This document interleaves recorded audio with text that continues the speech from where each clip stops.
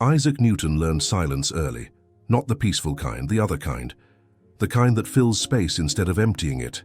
As a child, he spent long periods alone, not because no one was near, but because his attention moved inward. While other children scattered their thoughts outward, Newton gathered his. He did not play easily. He watched. Watching became his habit, and habits, once formed, rarely left him. He noticed patterns before he understood them. How objects fell without asking permission. How shadows changed shape as the day passed. How stillness amplified sound. His mind did not skim the surface. It sank. Each observation pulled the next one deeper. Thinking did not feel optional. It felt compulsory. A thought appeared, and instead of passing, it stayed. Then another arrived and stayed as well. Soon, they stacked. Not chaotically, carefully. One thought resting on another. Pressure built slowly. Newton did not yet have language for this. He only felt the weight of unfinished questions, the weight of noticing too much. Silence did not quiet him. It intensified him. Rooms without noise became amplifiers. In quiet spaces, his thoughts grew louder, clearer, more demanding. He learned that distraction was relief, but relief was temporary. When distraction faded, the mind resumed its work. Newton stopped seeking relief. He accepted the work. This acceptance shaped him. He developed endurance early, the ability to sit without moving, to remain focused while time passed unnoticed. Minutes stretched, hours dissolved. The body complained quietly, but the mind ignored it. Hunger became distant, fatigue became abstract.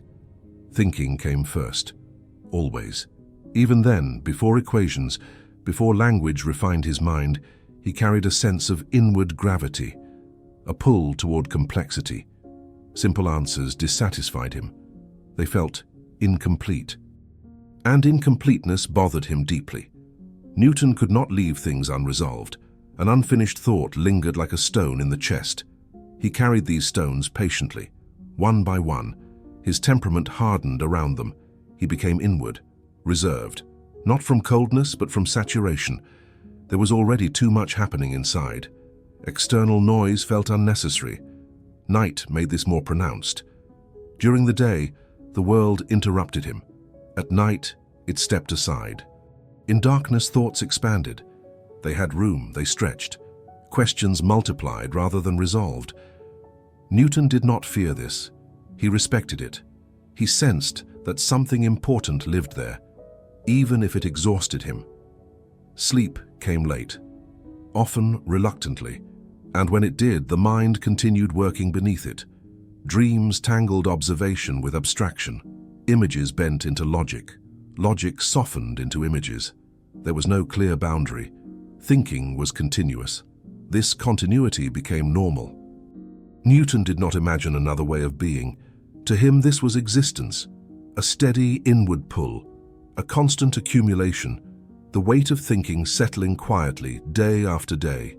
And even now, as night surrounds this moment, that weight remains, not sharp, not painful, but present, like gravity, invisible, unavoidable, pulling everything inward. As Newton grew older, the weight did not lessen. It organized itself. What once felt like scattered pressure began forming structure. Thoughts aligned into sequences. Questions refined their edges. But the density remained. If anything, it increased. He learned that thinking deeply did not simplify the world. It complicated it. Each answer opened several more questions.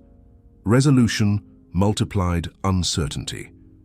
Newton accepted this reluctantly. He understood that clarity came at a cost. The cost was rest. While others found satisfaction in partial understanding, Newton felt discomfort. Approximation irritated him. Close enough felt dishonest. If something could be refined, it had to be, and if it could be refined further, it must be. This impulse followed him everywhere. He reread the same passages repeatedly, recalculated what others accepted once. He distrusted ease. Ease suggested oversight. So he revisited. again and again. The mind circled familiar territory, not out of confusion, but out of insistence. Newton believed that truth resisted haste, that it yielded only to sustained pressure. Pressure he was willing to provide. Long nights became common. The world slept. Newton remained awake. Candles burned low. Wax collected quietly. The room stayed still. Inside, movement continued. Thought pressed against thought. Sometimes the pressure felt productive. Sometimes it felt suffocating. But Newton did not distinguish. Both were necessary. He rarely spoke about this. Language felt imprecise, too loose, too forgiving. Silence suited him better. In silence, thought maintained its full weight. Speech lightened it too much. Conversation broke continuity. Newton valued continuity above comfort. Interruptions annoyed him, not because they wasted time, but because they broke internal alignment. Once his mind settled into a problem, leaving it felt unnatural, like interrupting a fall mid-air.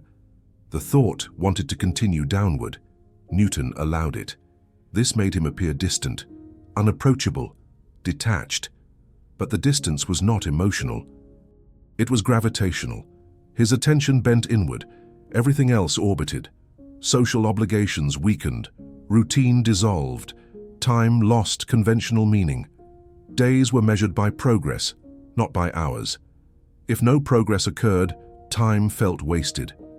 This created tension. The mind demanded more than the body could always give. Newton ignored the body often. Hunger arrived unnoticed. Fatigue delayed acknowledgement. Sleep was postponed until collapse forced it. Even then, the mind resisted release. He lay still, eyes closed, thoughts moving relentlessly. They did not race. They persisted. Persistence was heavier than speed. A fast mind could tire. A persistent one endured. Newton endured. He told himself this was discipline. That mastery required sacrifice. That weight was proof of seriousness, and for a time this belief sustained him. But beneath it, another truth waited. The weight was not only chosen, it was intrinsic. Newton did not think this way because he decided to. He thought this way because he could not stop. Thinking too much was not a habit, it was a condition. The mind did not know how to loosen its grip, and so it held, firmly, patiently, relentlessly, night after night. And as darkness deepened again, the familiar pressure returned. Not as anxiety, not as fear, as presence. The quiet, undeniable presence of a mind that carried its own gravity. Time behaved differently around Newton, not because clocks changed, but because attention did. When his mind settled into a problem, time lost its edges. Minutes no longer arrived separately, they fused. An hour could vanish without announcement. Newton did not notice time passing. He noticed only resistance. A problem resisted resolution. That resistance became the center of gravity. Everything else bent around it. Meals were postponed without decision. Sleep delayed without intention. The body adapted quietly. It learned to wait. Newton rarely acknowledged this negotiation.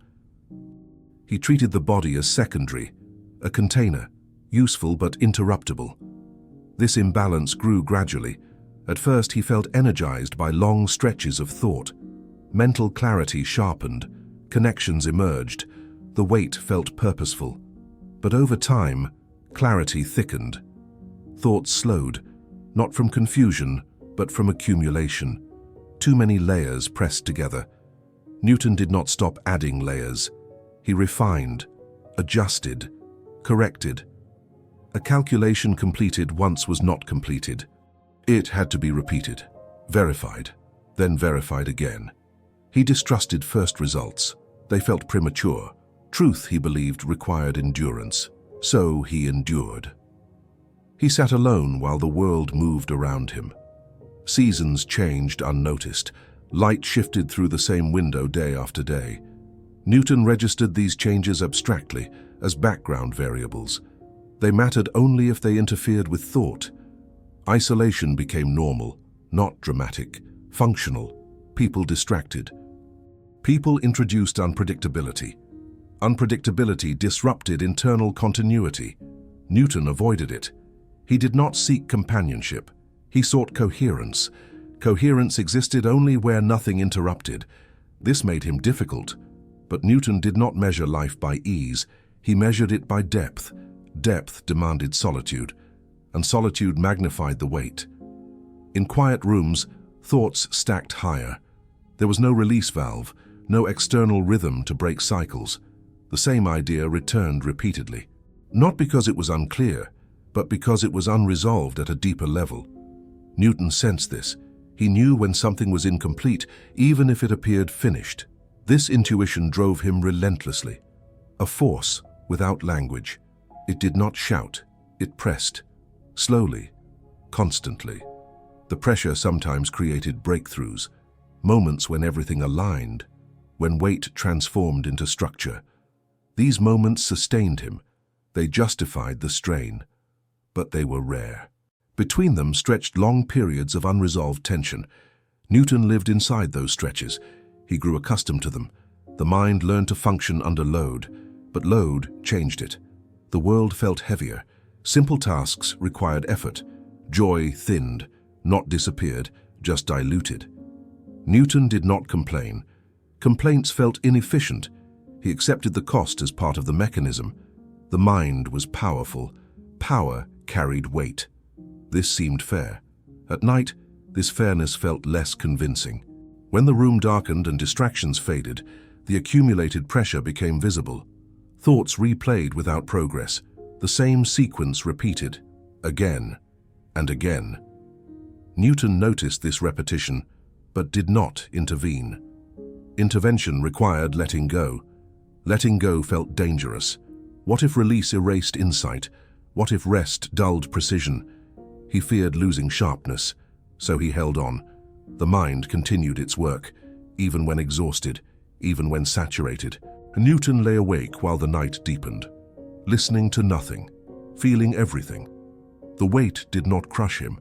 It compressed him, focused him inward, like gravity drawing matter together, forming something dense, something powerful, something costly. And as the night stretched further, the weight remained, steady, unrelenting, a quiet force pulling thought ever inward. Over time, the weight of thinking began to settle lower. It moved from the mind into the body. Newton noticed this slowly, at first as stiffness, a reluctance to stand, a heaviness in the limbs. Sitting felt natural, remaining still felt efficient. Movement interrupted thinking, so he minimized it. Hours passed with barely a shift in posture. The body adapted reluctantly. Muscles weakened quietly. Circulation slowed, but the mind continued, uninterrupted. Newton believed the body should adapt to the mind, not the other way around. This belief hardened. He lived accordingly. Meals became irregular, sometimes forgotten, sometimes delayed until hunger became impossible to ignore. Even then, eating felt like an inconvenience, necessary but distracting. He preferred liquids, something that required less attention, less interruption. Sleep followed the same pattern. Newton did not resist sleep entirely. He delayed it, until exhaustion overcame resistance. When sleep came, it was not gentle. It was collapse. The mind shut down only because it could no longer sustain pressure. Even then, rest was incomplete. Sleep was shallow. Thoughts hovered near the surface, ready to return. And they did. Often, abruptly. Newton would wake with a thought unfinished. The mind resumed exactly where it had paused, as if no time had passed. This continuity disturbed him and comforted him simultaneously. It meant nothing was lost, but it also meant nothing was released. The accumulation continued. Days blurred together. Newton stopped distinguishing them clearly. What mattered was the internal sequence of problems, not dates, not seasons. Winter felt the same as summer inside the mind. Only light changed, and even that felt secondary. The external world receded further. People became abstract. Voices sounded distant. He responded when required, briefly, functionally. Conversation felt heavy, not because it was difficult, but because it pulled attention outward. Every outward pull required an inward return. The return was costly. Newton avoided unnecessary expense, so he stayed inward. This deepened his isolation. Isolation reinforced the weight. The cycle tightened. He rarely questioned this pattern. It felt inevitable. Thinking had shaped his life. Now it shaped his body. He accepted the transformation. But at night, when stillness magnified sensation, he felt the cost more clearly. A dull pressure behind the eyes, a tightness in the chest, a heaviness in the breath. He did not interpret these as warnings. He interpreted them as signs of intensity, the body responding to prolonged focus. He normalized discomfort. Pain became background. This normalization worried others. But Newton was not observing himself from the outside. He was inside the mechanism. Mechanisms did not feel concern. They functioned. So he functioned. The mind continued, relentlessly, precise, heavy. At times, the pressure slowed him. Thoughts became dense, less agile, but still persistent. Newton pushed through. He believed that difficulty signaled proximity to truth. If it felt heavy, he must be close. This belief sustained him even as fatigue accumulated, even as isolation deepened, even as the body protested quietly. Night after night, he remained seated, still, surrounded by darkness. Candles burning low, air unmoving, the world resting, Newton thinking, the weight pressing downward, from thought to body to bone, like gravity itself, always present, always pulling. At a certain point, Newton's thinking stopped expanding outward. It began to fold inward. Questions no longer led to new territories. They circled familiar ground, again and again. This repetition was not accidental. It was gravitational. The mind returned to the same ideas because they were heavy. They pulled attention back toward themselves. Newton noticed this pattern, but noticing did not loosen it. Awareness did not grant escape. The same calculation replayed in his thoughts. The same assumption tested repeatedly. The same logic examined from every angle. Each pass removed small imperfections, but also deepened the groove.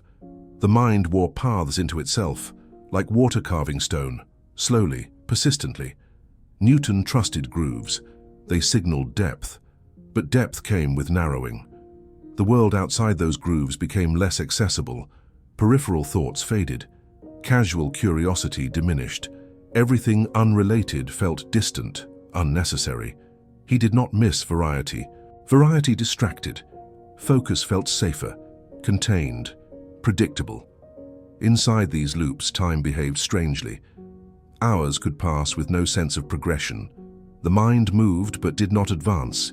It refined, adjusted, returned. Newton accepted this as part of the process. He believed repetition purified truth. Each cycle removed error. Each return sharpened precision. But repetition also intensified pressure. The mind carried more weight with each loop. What once felt manageable became dense. Thoughts pressed together. Space diminished. Newton began to feel this constriction, not as panic, as compression, like being slowly pressed from all sides. He did not seek release. Release implied loss of control. Control mattered. Control preserved coherence. So he tightened further. He restricted his attention deliberately, avoided new problems, avoided interruptions. He wanted stability, predictability, a closed system. Closed systems felt safer when carrying weight. The outside world remained unpredictable. People changed, events disrupted. Inside his mind, everything followed rules. Rules he understood, rules he trusted. This preference deepened his isolation. Isolation fed the loops fed the weight. The cycle reinforced itself. Newton rarely questioned this dynamic. Questioning required stepping outside it. Outside felt unstable, inside felt heavy, but consistent. He chose consistency. Night intensified this further. Darkness removed visual anchors. Without visual change, the mind turned inward completely. Thoughts replayed with greater clarity. No distraction interrupted them. The loops tightened. Repetition became more pronounced. Newton lay still, eyes open or closed. It made little difference. The mind was active regardless. He replayed arguments internally, defended positions against imagined objections, refined proofs silently. The internal dialogue never ended. This dialogue did not feel optional. It demanded attention. Ignoring it felt irresponsible, as if abandoning a task mid-calculation. So he continued. Even when tired, even when saturated, even when the mind slowed under its own weight. The loops persisted. They were no longer about discovery. They were about control, holding understanding in place, preventing collapse. Newton feared collapse, not of the body, of coherence. If the mind loosened too much, would structure dissolve? Would clarity blur? He did not want to find out. So he held. The weight increased. Pressure became constant, a background force, always present, always pressing, like gravity itself, unseen, relentless, drawing thought inward again and again into the same deep channels. Eventually, Newton reached a state where thinking no longer felt sharp. It felt thick, not confused, dense. Thoughts moved slower, but with more mass. Each idea carried inertia. Starting a new line of reasoning required effort. Stopping one required even more. The mind resisted interruption because it had invested too much. Newton noticed that clarity no longer arrived cleanly. It emerged gradually, through pressure. He accepted this. Pressure had always been his method, but the body began to lag further behind. Eyes burned more often. Hands trembled slightly after long stillness. He ignored these signals. Signals implied limits. Limits were negotiable. He believed that endurance expanded capacity. So he endured. The nights grew longer. Or perhaps they always were. Newton could not tell anymore. Without regular rest, time lost rhythm. Day and night blurred. Light became functional. Darkness became expected. Neither carried emotion, only utility. His sleep fractured. Short intervals, interrupted. He would drift briefly, then wake with a thought already forming. The mind resumed immediately, as if sleep had only paused the body. This disturbed him faintly, but disturbance felt secondary. The work mattered more. He trusted that rest would return later, after resolution, after completion. Completion remained distant. The mind did not feel finished, ever. Newton existed in a permanent state of near resolution, always close, never complete. This proximity sustained effort. It also prolonged exhaustion. The internal pressure stopped rising. It plateaued, a constant weight, heavy but familiar. He learned to function under it. This normalization masked danger. What once felt intense now felt baseline. Newton no longer remembered what lightness felt like. The mind had adapted to heaviness. Adaptation disguised strain. He mistook endurance for health. The loops continued, but they lost energy. Less refinement, more maintenance. Thoughts repeated not to improve, but to prevent decay. Holding patterns, the mind circling to keep structure intact. Newton did not yet recognize this shift, but the change was there. Subtle. The work was no longer expanding knowledge.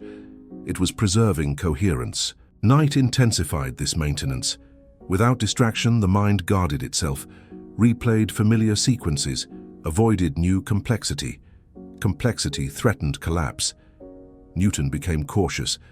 This caution was new. Previously, he had welcomed difficulty. Now, he contained it. He narrowed his focus further. Fewer problems, fewer variables, safety and restriction. The world outside continued unnoticed. Weather passed. People aged. Newton remained seated, still. The mind held everything together through sheer persistence. Persistence replaced inspiration. Inspiration had once lifted weight. Now, there was only holding. Holding required energy. Energy dwindled. Newton felt this as heaviness in the chest, a shallow breath. He ignored it. Ignored everything that did not directly threaten coherence. The mind protected itself, even at the cost of the body, even at the cost of joy. This trade-off felt inevitable, necessary. Newton believed that great structure required sacrifice. He had sacrificed rest. Now he was sacrificing ease. Night after night, the same. Darkness, silence, a single mind holding itself together under its own gravity. The weight no longer grew, but it did not lessen. It simply remained, unmoving, unyielding, like a planet locked in its own orbit. As the strain accumulated, Newton's isolation changed in quality. Before, it had been functional. Now, it became protective. The world outside felt increasingly intrusive. Noise irritated him more than before. Unexpected voices startled him. Not emotionally, physically. They disrupted fragile internal balance. The mind had grown delicate under its own weight.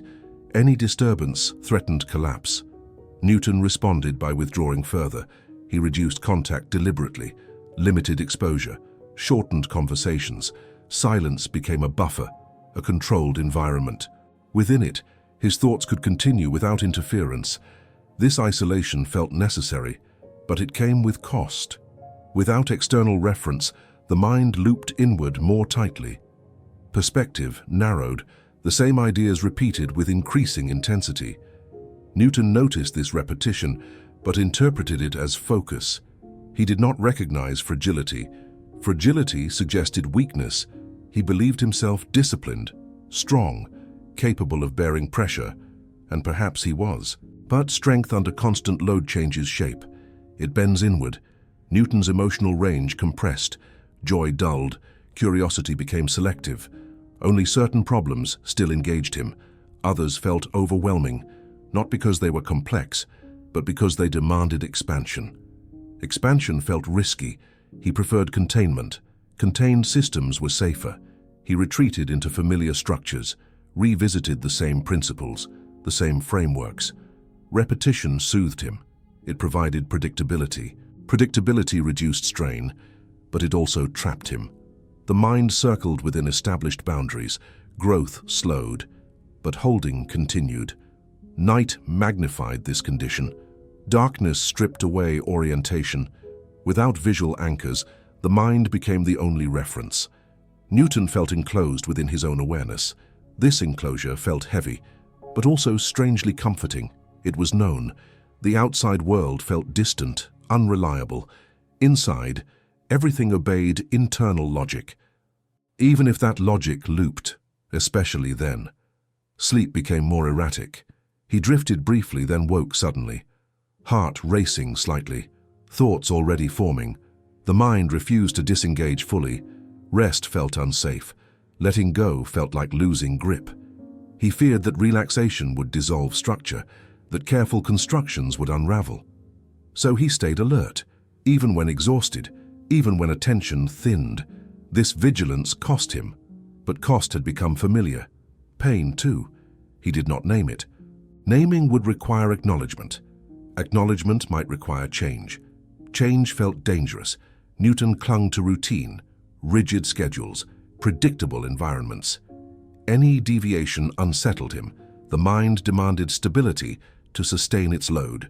This rigidity extended inward. Thoughts became less flexible, less forgiving. He grew intolerant of ambiguity. Ambiguity created tension. Tension required energy. Energy was already depleted, so he avoided it. He chose certainty, even when it was narrow. The weight pressed constantly, not dramatically, persistently. Newton lived beneath it, adapted to it, but adaptation did not equal health. It only delayed collapse. The body continued signaling. Subtle tremors, shallow breathing, a tightness behind the eyes. He dismissed these as minor, irrelevant. The mind remained functional. That was enough, or so he believed.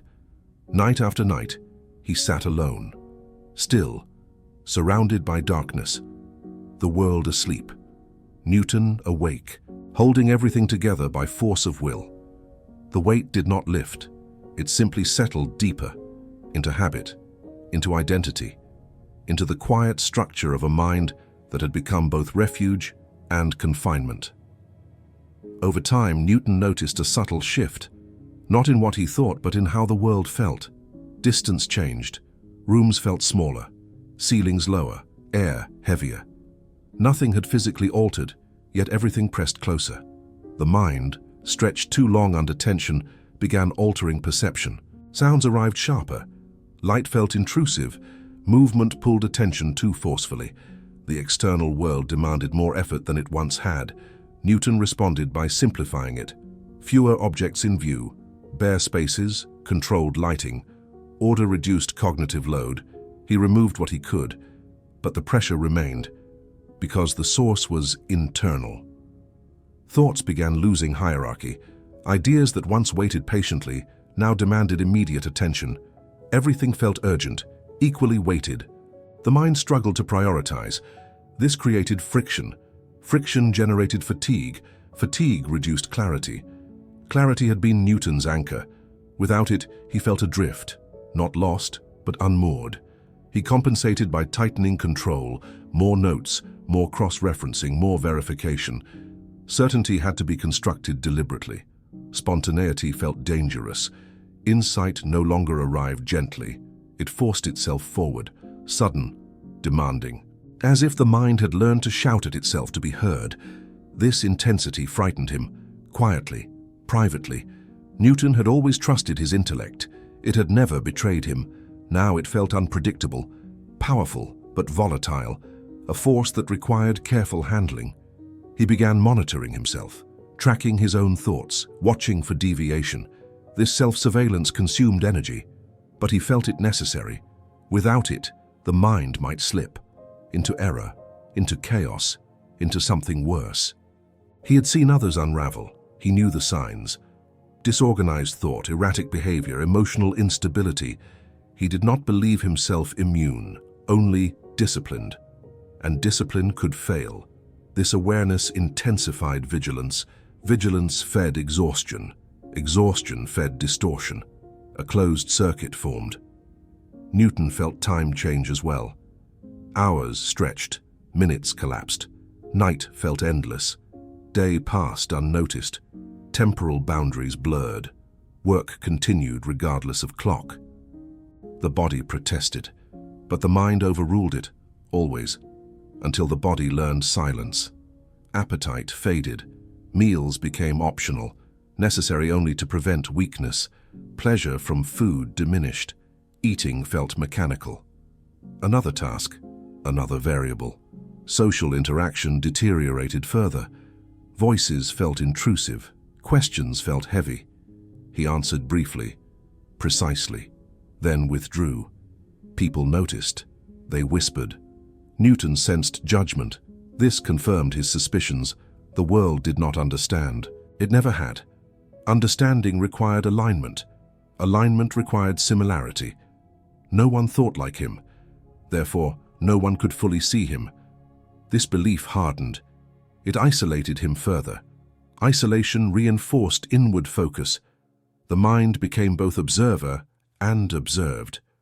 Thought thinking about thought, recursive, endless.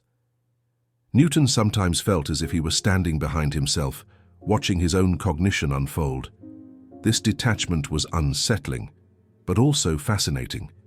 It suggested depth, complexity, layers beyond ordinary awareness.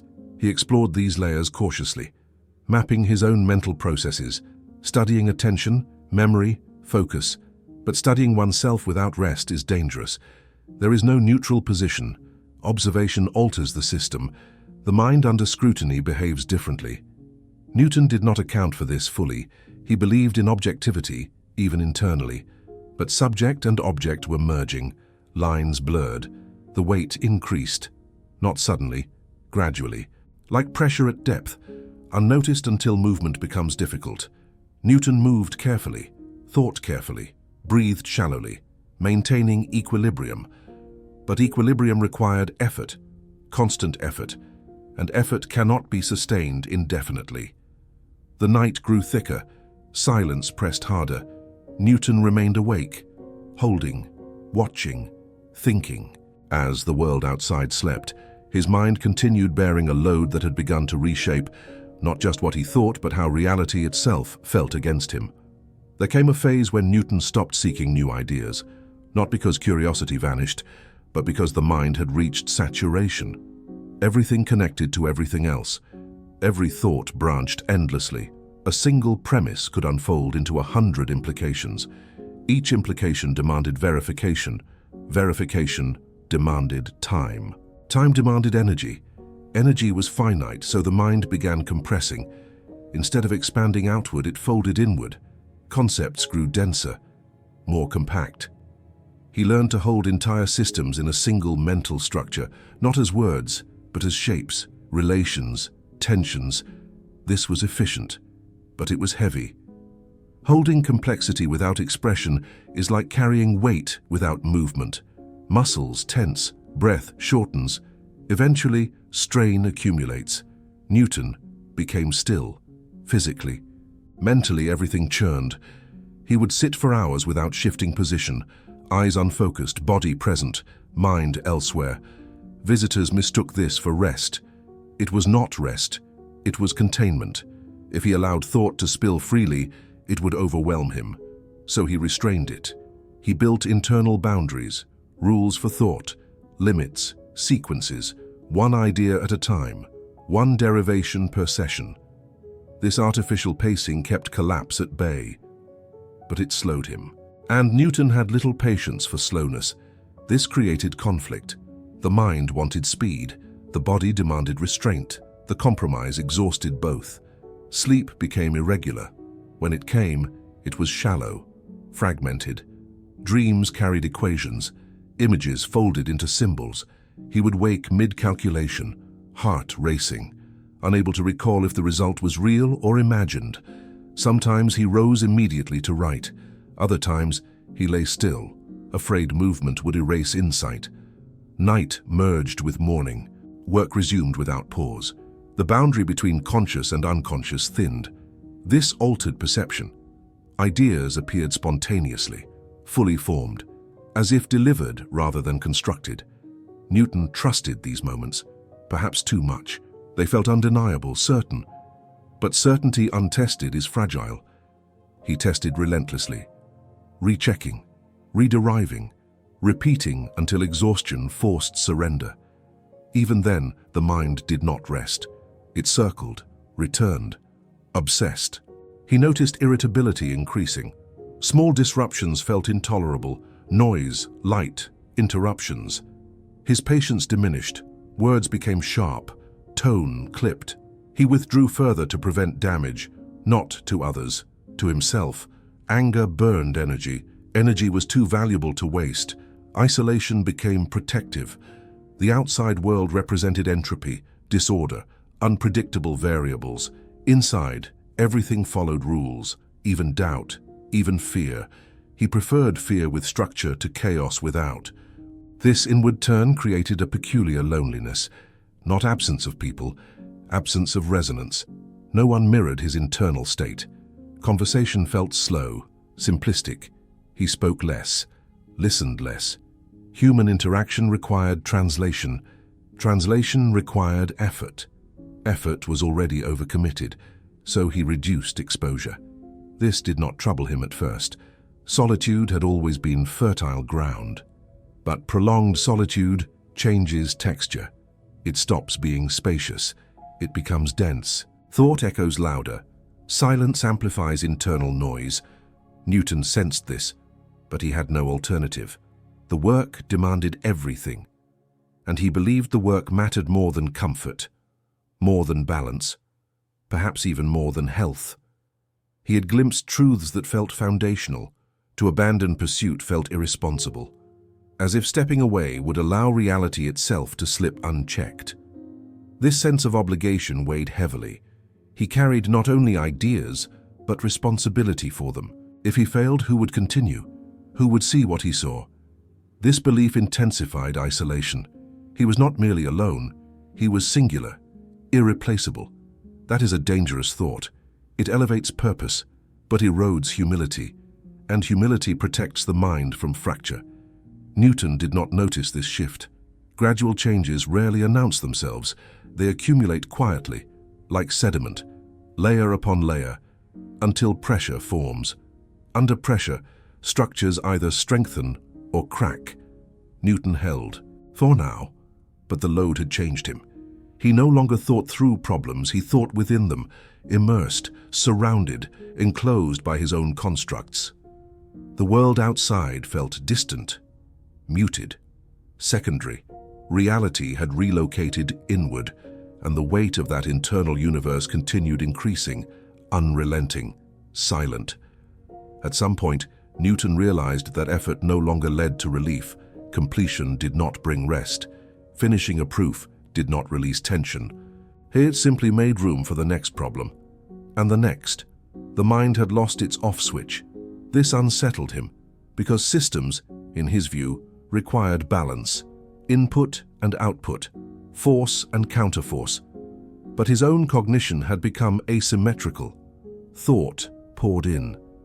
Little drained out. Accumulation continued. He began to feel mentally full, not satisfied, saturated. Ideas pressed against one another, edges blurred, distinctions softened. He could still reason with precision, but it took more effort. Like moving through thick air, each step heavier than the last. This heaviness extended beyond thought. The body mirrored it. Movements slowed, posture curved inward. He often sat with shoulders drawn forward, as if shielding something inside. Breathing became shallow, unconscious, the body adapting to internal pressure.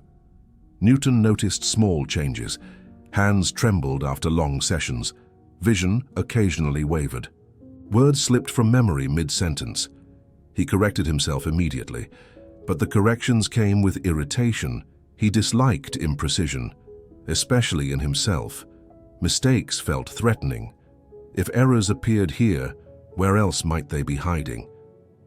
This suspicion turned inward. He re-examined past work, old notes, previous conclusions, searching for flaws, not out of humility, but out of fear. Fear that instability had already begun. This retrospective scrutiny consumed time. Time that once fueled discovery, now diverted to maintenance, the mind maintaining itself, like a machine under stress needing constant calibration. He trusted fewer assumptions. Even his own. Every premise required justification. Every inference required defense. This slowed progress, but it felt necessary. Better slow than wrong. Better heavy than broken. Newton became more rigid. Routines hardened. Deviation caused discomfort. He ate at the same times, worked in the same sequences, moved through the same spaces. Predictability reduced cognitive load, but it also reduced flexibility. Flexibility had once been his strength. Now it felt risky. He avoided novelty. New ideas required space. He had none left. The internal environment was crowded. This crowding intensified inner noise. Thoughts overlapped, voices multiplied, not external voices. Internal commentary, evaluation layered atop evaluation. Meta-thoughts, thoughts about thoughts about thoughts. Recursive loops tightened. Sleep brought no relief. Dreams replayed unfinished arguments. He woke tense, jaw clenched, body braced, as if expecting impact. Morning offered no reset. The mind resumed midstream. There was no beginning, no end, only continuation. This perpetual continuity wore him down, yet stopping felt impossible. He feared what would happen if he let go, if he stopped monitoring, stopped controlling, stopped thinking. What would fill the silence? He did not know, and uncertainty to a mind like his was intolerable. So he kept thinking, kept holding, kept compressing, until the mind itself felt like a massive object, dense, self-contained, bending everything toward it, even perception. Reality felt curved, events interpreted through internal frameworks before being felt emotionally. Emotion lagged behind analysis, sometimes disappeared entirely. Newton did not feel sad, nor joyful. He felt weighted. Emotion replaced by mass. Presence replaced by pressure. He was still productive, still brilliant, still respected, but internally something fundamental had shifted. Thinking was no longer exploration, it was burden-bearing, carrying an ever-growing structure that demanded constant support, and support required strength. But strength, even immense strength, fatigues, quietly, relentlessly, without drama, just as gravity does. Time no longer felt linear to Newton. Hours did not pass, they accumulated. Each moment stacked upon the previous one, like pages never turned, only added. Morning blended into evening. Evening dissolved into night. Night leaked into morning again. The clock moved. He did not. He noticed this distortion quietly, without alarm, as one notices weather, something external, uncontrollable. He stopped trusting sensation as a guide. Hunger arrived late. Fatigue arrived later. Pain arrived last, often after damage was done. The body had learned that interruption was not welcome, so it delayed its signals. The mind was always busy. There was never a good moment to intrude. Newton's surroundings grew still, not silent, still. The kind of stillness where nothing demands attention. Walls unchanged, objects unmoved, books stacked in the same order, dust left undisturbed. This external stasis mirrored the internal one. Movement felt unnecessary, even undesirable. He could sit for hours without adjusting his position. The body became furniture. The chair became extension. The room became a closed system. Within this enclosure, thoughts circulated endlessly. No exit, no dissipation. Each idea returned, altered slightly, like a body in orbit losing energy imperceptibly, yet never escaping. He found himself rereading the same lines, not because they were unclear, but because stopping felt unsafe. Stopping meant facing the quiet, and quiet had begun to feel heavy. When silence appeared, it was not empty. It pressed inward, a presence, a vastness, an unstructured space where no equations applied. He filled it quickly, with numbers, with symbols, with reasoning, noise as insulation. Yet the insulation thickened the walls, and the walls trapped heat, internal heat, cognitive friction. He began to feel warm without warmth, a mental temperature, overheated but cold. A paradox he understood well. Systems under strain often behave strangely. He applied this logic to himself. He was a system, under load, operating beyond optimal parameters. This explanation satisfied him, temporarily. But explanations did not lighten weight. They only described it. Newton noticed a change in how he related to people. Conversation felt inefficient. Speech introduced variables. Tone, misinterpretation, response time, too many unknowns. Writing was preferable. Writing could be revised, controlled, corrected. He withdrew further, not out of disdain, out of economy. The mind conserved energy by limiting exposure. Social interaction drained, solitude preserved. At least that was the theory. In practice, solitude intensified everything. There was no diffusion, no sharing of cognitive load. He carried it alone. He began mistrusting collaboration. Others thought too loosely, too imprecisely. They tolerated ambiguity. He could not. Ambiguity gnawed at him. He resolved it immediately, even when resolution required hours, days, weeks. This compulsive closure became exhausting. Problems no longer invited curiosity. They demanded obedience. He did not ask whether he wanted to solve them. They were already inside him, pressing, unresolved structures exerting force. He responded automatically. Like a body responding to gravity, there was no choice, only response. Sometimes late at night, when the mind slowed just enough, a strange awareness surfaced. Not fear, not sadness, something subtler. The awareness that he had become a vessel, not a participant. Thoughts passed through him, he organized them, but he did not feel ownership. They arrived uninvited, stayed too long, left traces. This detachment was unsettling. He had always been inside his thoughts. Now he observed them from a slight distance, as if watching machinery operate, efficient, relentless, uncaring. He wondered if this was clarity or erosion. The difference was difficult to tell. Clarity sharpened edges. Erosion removed material. Both reduced noise, both simplified. But only one left something intact. He did not know which one he was experiencing. He continued anyway, because continuation had become the default state. Stopping was undefined. There was no concept of rest anymore. Only lesser intensity. Only temporary lulls before the pressure resumed.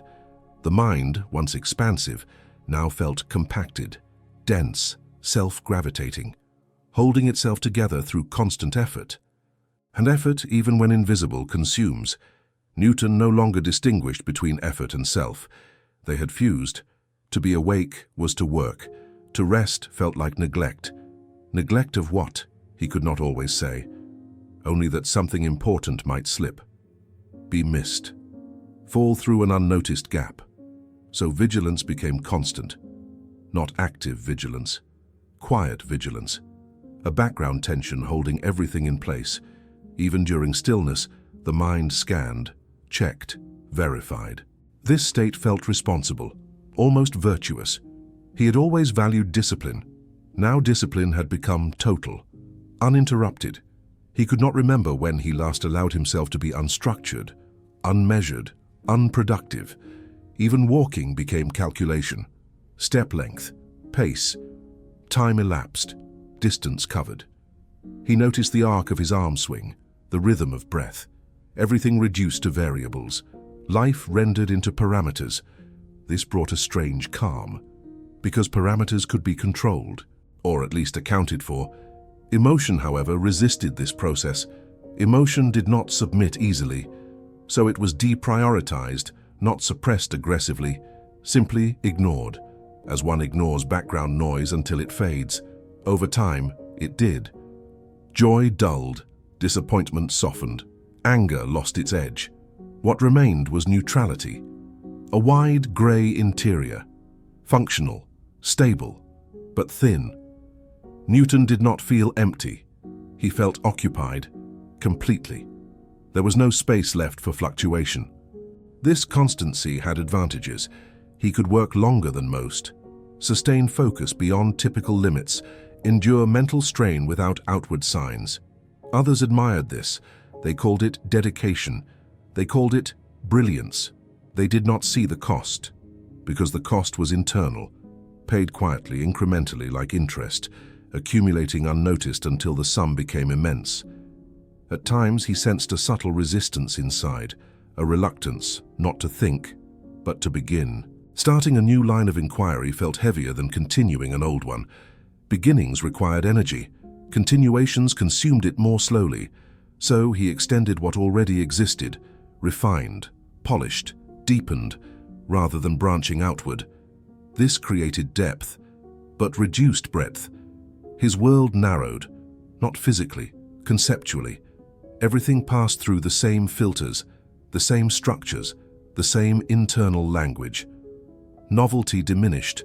Even discoveries felt familiar, because they fit patterns he had already internalized.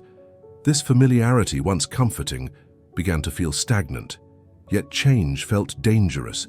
Change introduced instability. Instability required attention. Attention was already maxed, so he stayed, held, maintained. The system persisted, under strain.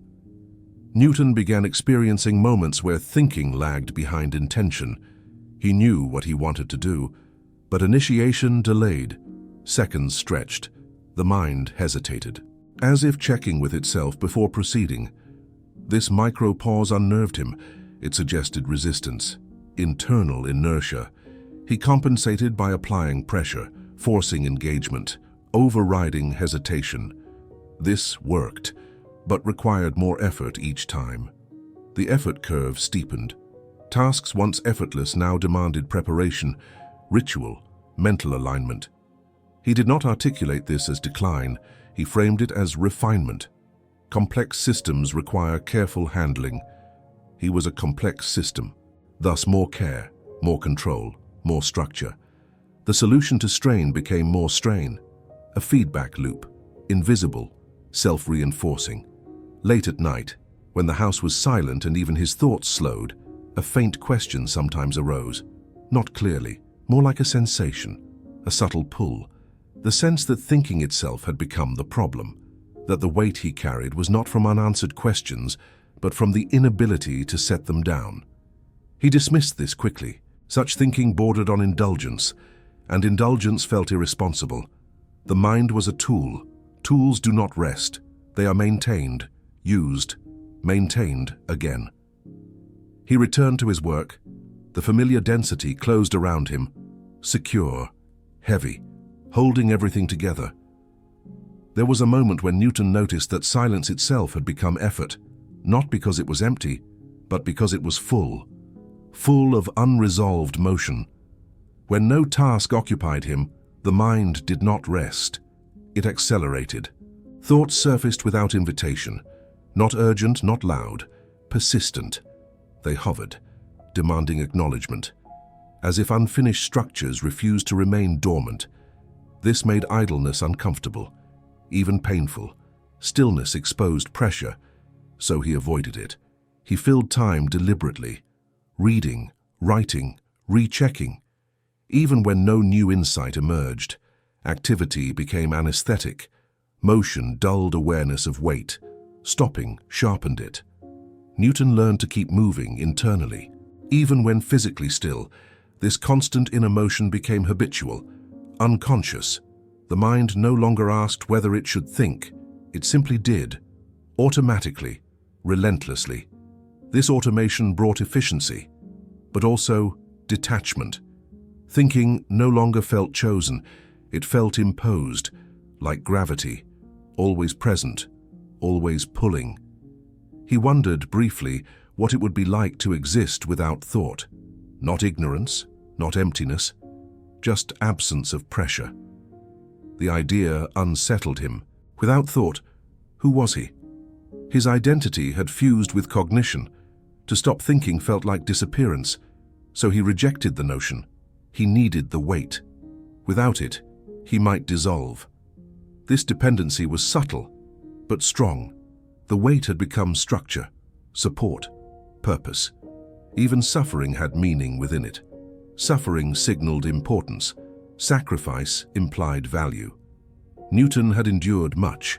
Therefore, the work mattered. This logic sustained him, but it also trapped him, because relief would undermine meaning. If peace were possible, what would that say about the necessity of his burden? He did not want to confront that, so he continued, day after day, night after night, holding, sustaining, maintaining. The mind grew quieter in some ways, less chaotic, less scattered, but quieter, like compressed air, energy stored, potential building. He noticed occasional flickers, brief distortions, moments when reality felt slightly misaligned. A delay between perception and understanding. A word heard but not immediately processed. A face recognized seconds after seeing it. These gaps alarmed him, but only briefly. He attributed them to fatigue, temporary. He compensated by focusing harder, by narrowing attention, by eliminating distraction. This worked, at a cost. The world grew smaller, simpler, reduced to essentials. Anything unnecessary was stripped away, including pleasure, including softness, including wonder. Wonder required openness. Openness invited vulnerability. Vulnerability risked collapse. He chose solidity instead, structure, weight. Newton became known for his severity, his reserve, his intensity. Others described him as distant, unapproachable. He accepted this. Distance created space. Space reduced interference. Interference disrupted balance. Balance was fragile, maintained only through constant effort. The effort continued. Years passed. The pressure never released. It normalized. He no longer remembered what it felt like to think lightly. Thought had always been heavy, as long as he could recall. Perhaps it had always been so. Perhaps this was simply the cost of depth, the price of seeing too clearly. The mind under constant illumination cannot hide. Every inconsistency exposed, every uncertainty magnified. Newton carried this awareness without complaint, without drama, silently. But silence did not mean ease, only endurance. The mind held itself together by force of habit, by momentum, by the fear of letting go. And so it continued, dense, self-contained, orbiting its own gravity. In the later stretch, Newton stopped expecting relief. Expectation itself had become tiring. Hope implied change. Change implied instability. He chose steadiness instead. The mind no longer searched for an ending, only continuation. Problems were not meant to conclude. They were meant to persist, to be lived with, carried, maintained in workable form. This acceptance brought a muted calm, not peace but resignation. The pressure no longer surprised him. It was simply there, like air, like gravity, invisible, unavoidable. He adjusted his posture around it, mentally, emotionally. The mind became quieter not because it rested, but because it conserved. Thoughts arose less explosively. They moved slowly, deliberately, as if aware of the cost of motion. This slowness was not weakness. It was economy. Each idea chosen carefully, each movement measured, waste avoided. The system had learned survival. Newton noticed that memory changed. Earlier years felt distant, blurred, not forgotten, but flattened. Moments lost texture. Only structure remained. Events organized by consequence, not feeling. This suited him. Feeling was unpredictable. Structure endured. He rarely reflected on happiness.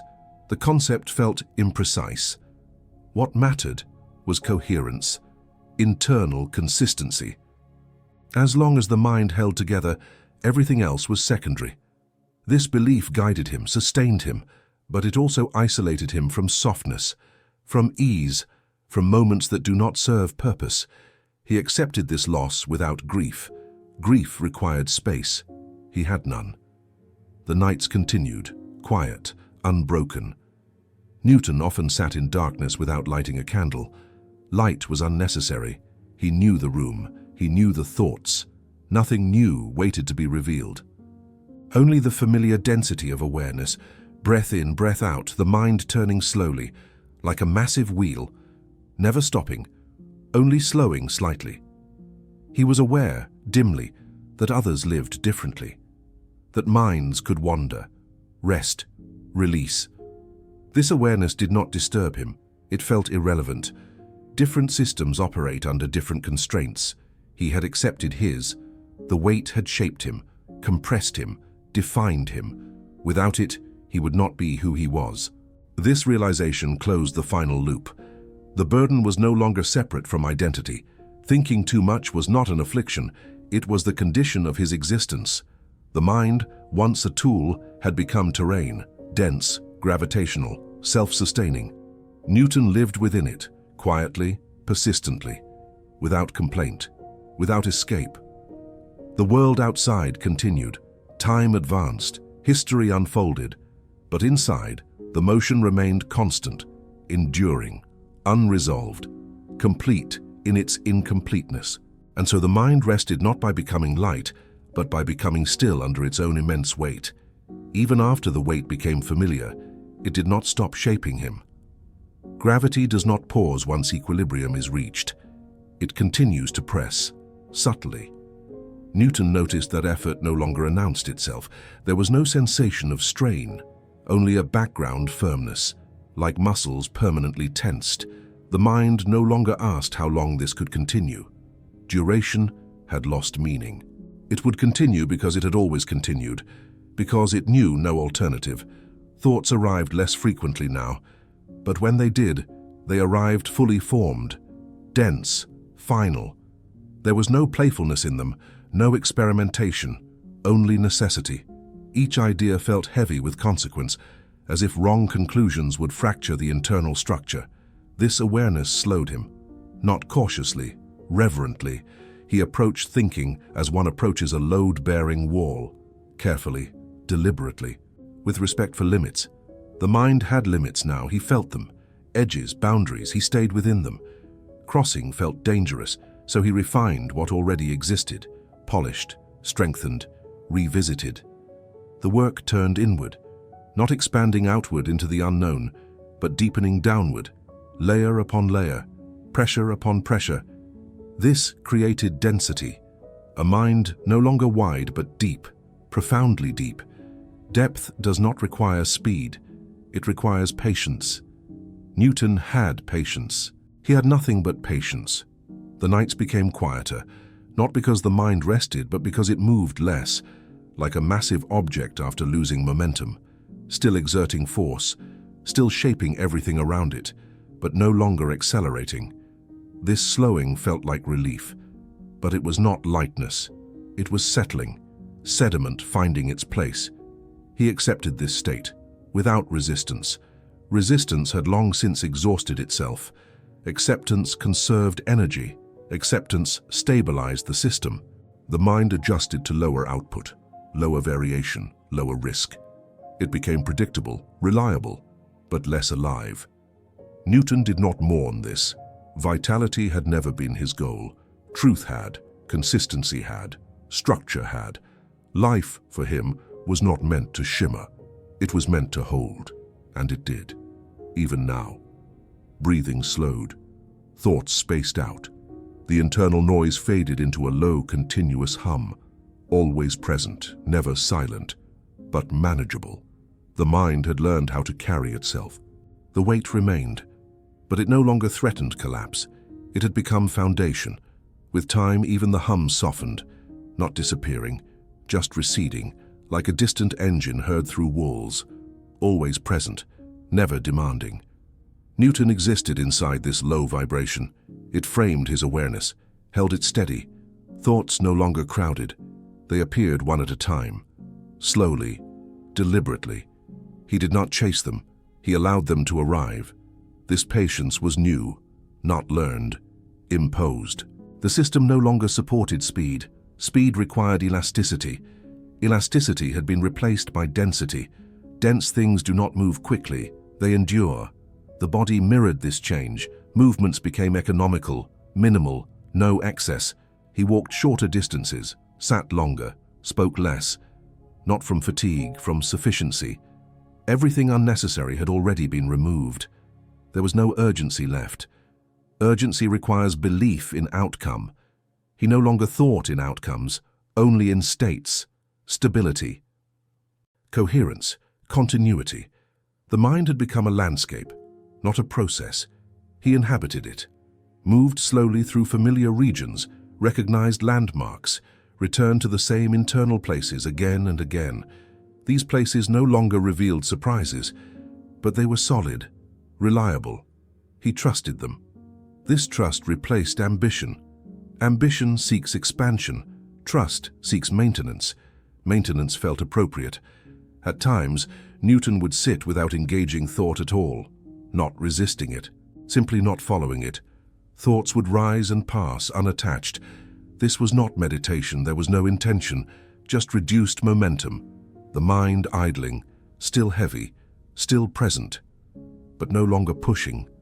These moments were rare, brief, but they existed, and they did not frighten him, which surprised him.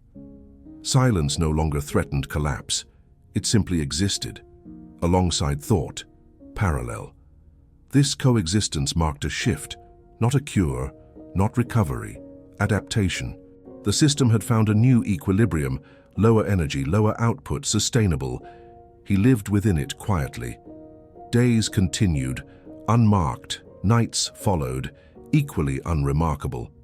The dramatic phase had passed long ago.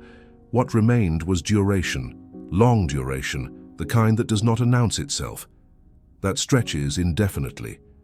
Newton no longer measured his life by discovery, nor by recognition, nor by conflict. He measured it by stability, by the absence of fracture, by the ability to continue without disintegration. This became enough. The weight was still there, it always would be, but it no longer demanded attention. It simply existed, like gravity beneath the feet, unnoticed, essential. And so the mind rested not by becoming light, not by stopping, but by settling fully into the shape that thinking too much had carved into it. At this stage, Newton no longer tracked change. Change required contrast. There was little contrast left. Days differed only in light. Even that difference felt mild. The sun rose, the sun fell, the mind remained. He noticed that memory no longer arranged itself around events. Instead, it organized around states, periods of pressure, periods of relative quiet, not dates, not milestones, just internal weather. This shift felt natural. Events belonged to the external world. He had receded from that. What mattered now was internal continuity, the mind sustaining itself without rupture. Thoughts became sparse, but when they appeared, they were slow, measured, unhurried. They did not pull him forward. They did not push him back. They simply passed through the same internal channels, worn smooth by decades of repetition. There was no struggle anymore, no urgency, no sense of pursuit. The great effort had already been spent. What remained was inertia, not stagnation, momentum carried forward by sheer mass. Newton existed within this momentum, carried by it, supported by it.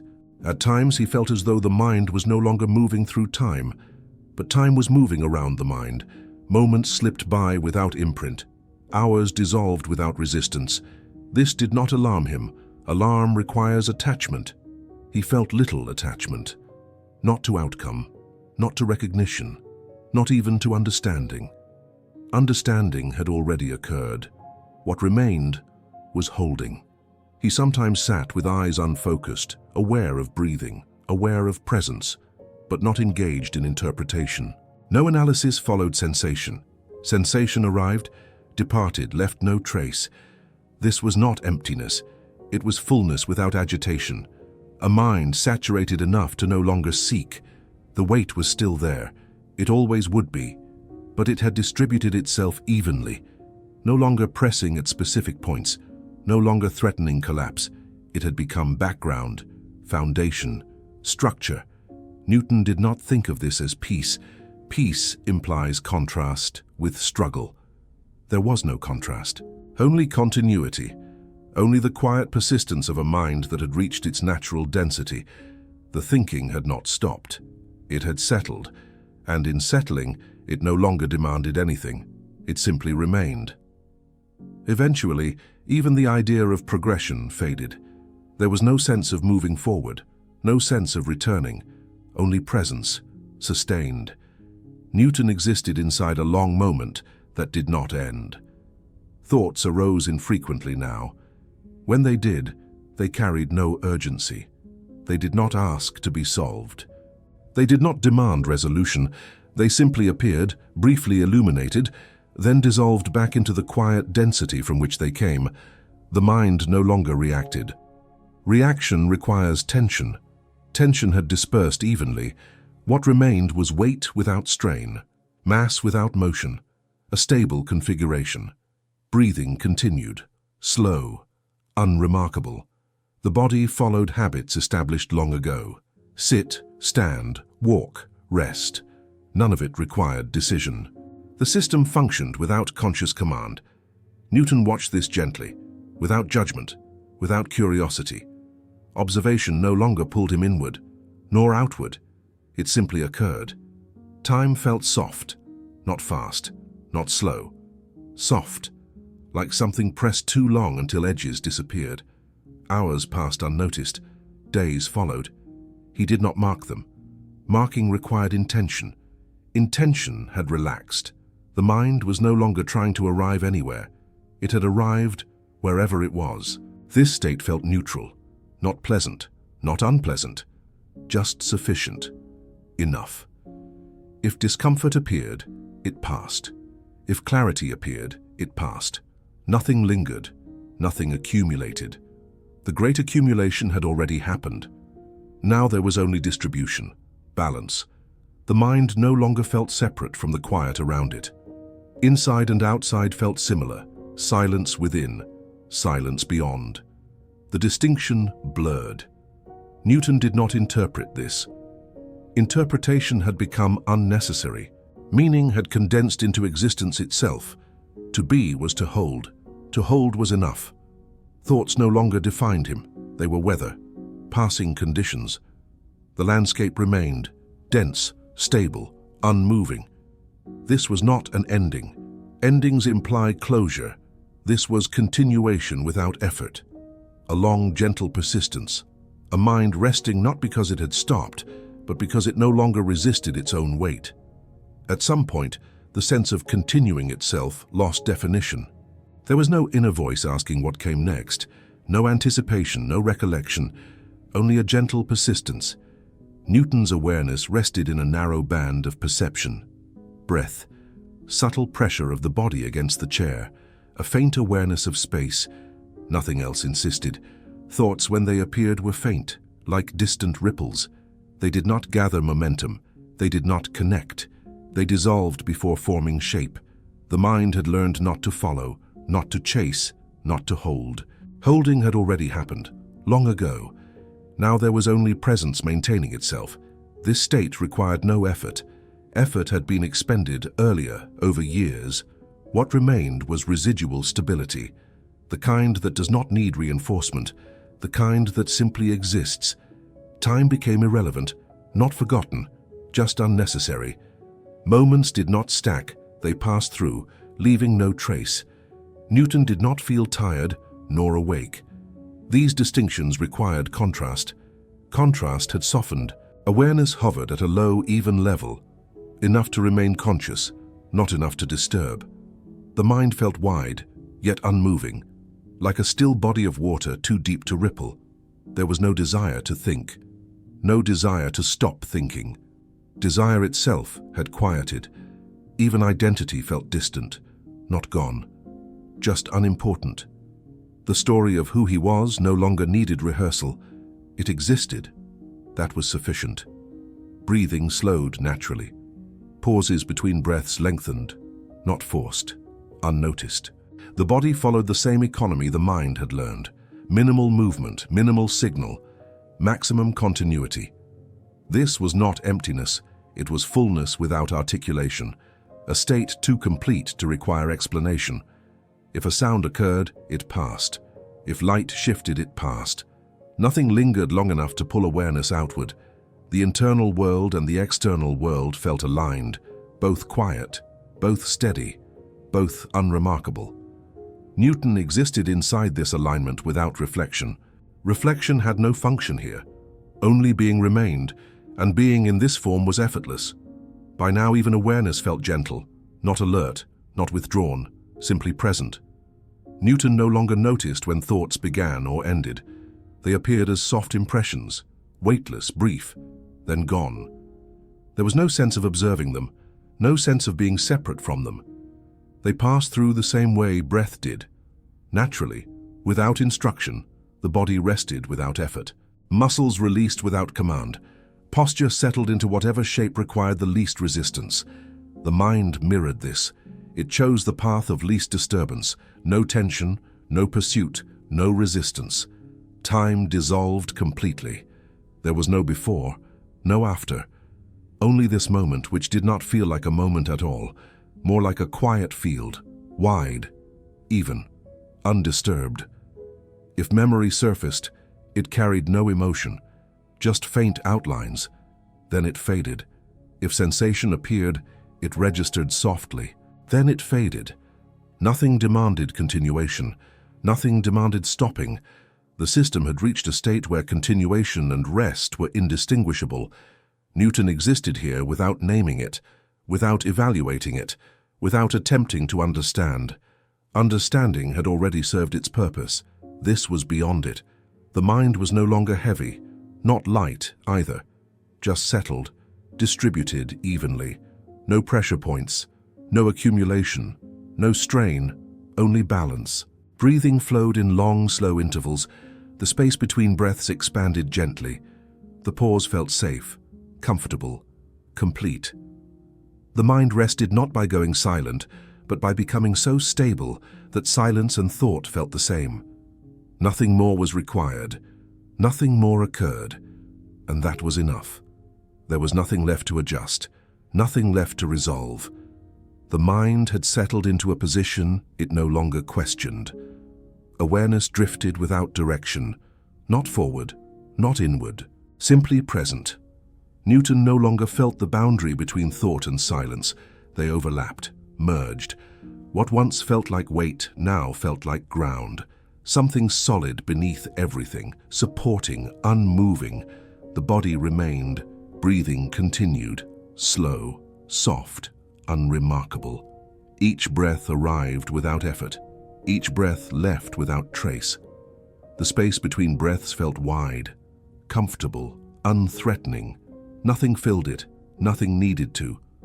Thoughts appeared only as faint echoes, not ideas, not images, just traces of movement. They did not ask to be followed. They dissolved before forming shape. The mind rested in this gentle absence of demand. No vigilance, no effort, no holding, only balance. Time had no texture here, no pace, no direction. It did not pass. It did not pause. It simply was.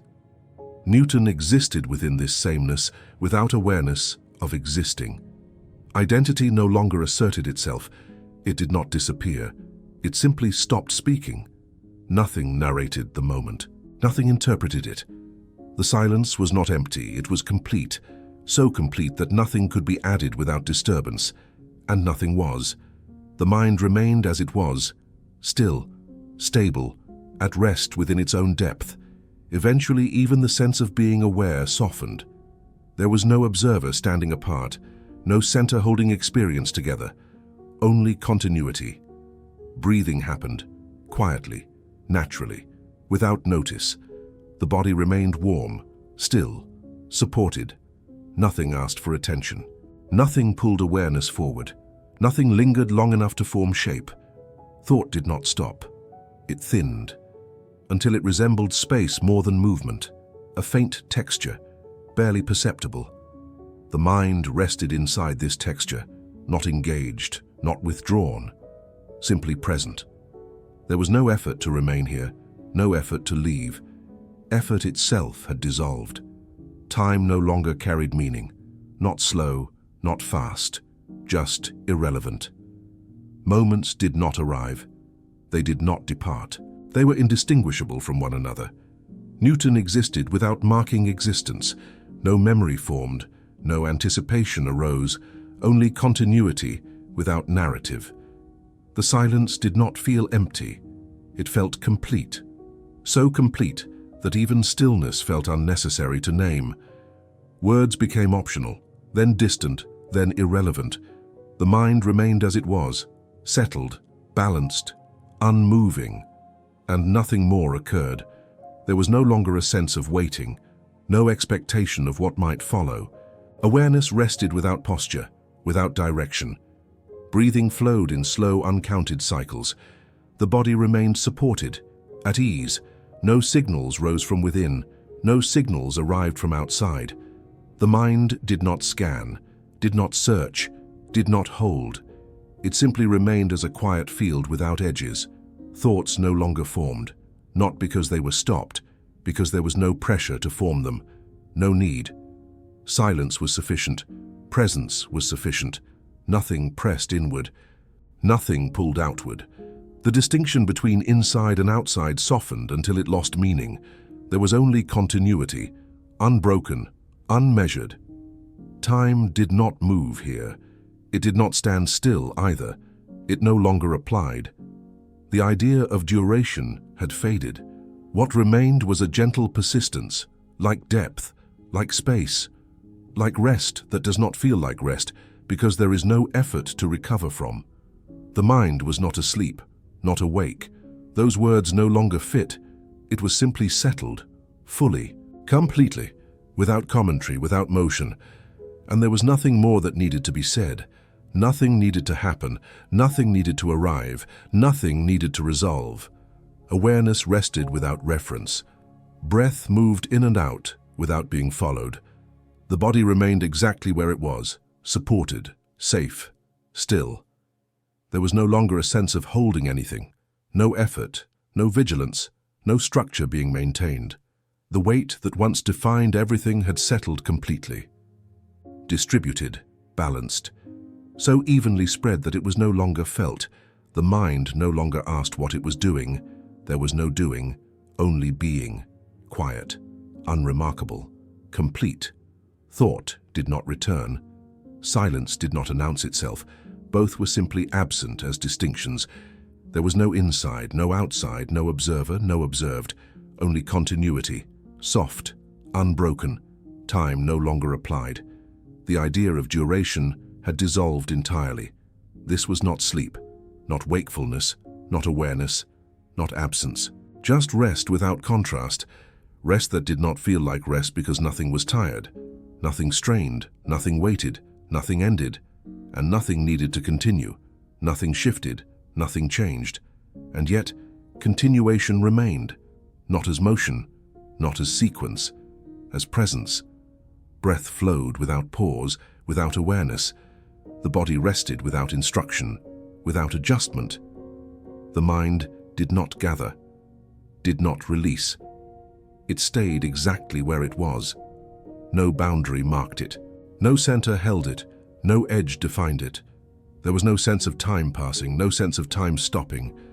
Time had simply fallen away. Awareness no longer noticed itself. There was no watcher, no watched. Only a quiet field without texture, without depth, without direction. Words no longer formed. They were unnecessary. Meaning no longer assembled. It was already complete. Nothing entered, nothing left, nothing waited. The state did not deepen. It did not thin. It did not evolve. It remained. Perfectly unchanged, perfectly sufficient. And the voice was no longer separate from the quiet it described. There is no movement now to describe, no transition to mark. Awareness does not lean forward. It does not drift back. It simply remains without position. Breath happens without rhythm being counted, without pause being noticed. The body rests because resting is no longer an action. It is the default state. The mind does not think. It does not stop thinking. Those ideas no longer apply. There is no effort, no release, no holding, no letting go. The quiet does not deepen. It does not thin. It does not change. It does not need to. Nothing arrives. Nothing leaves. Nothing continues. Nothing ends. The space remains exactly as it is, complete, uninterrupted, without commentary, without intention, without time. And the voice has already faded into the same stillness it was describing. There is no effort left to release, because nothing is being held. The mind does not pause. It does not proceed. It remains without orientation. Breath arrives and leaves without separation. There is no beginning to it, no end. The body is present without awareness of presence, supported, still, at ease. The quiet does not expand. It does not contract. It does not respond. It simply is. There are no thoughts forming, not because they are prevented, because there is no space where formation would matter. No attention gathers, no focus narrows, no intention arises. The distinction between rest and motion has dissolved completely. What remains cannot be named, and does not need to be. The voice has no role here. It does not guide. It does not explain. It has already merged with the stillness. Nothing follows this. Nothing precedes it. There is no sequence, no duration, only this unchanging continuity.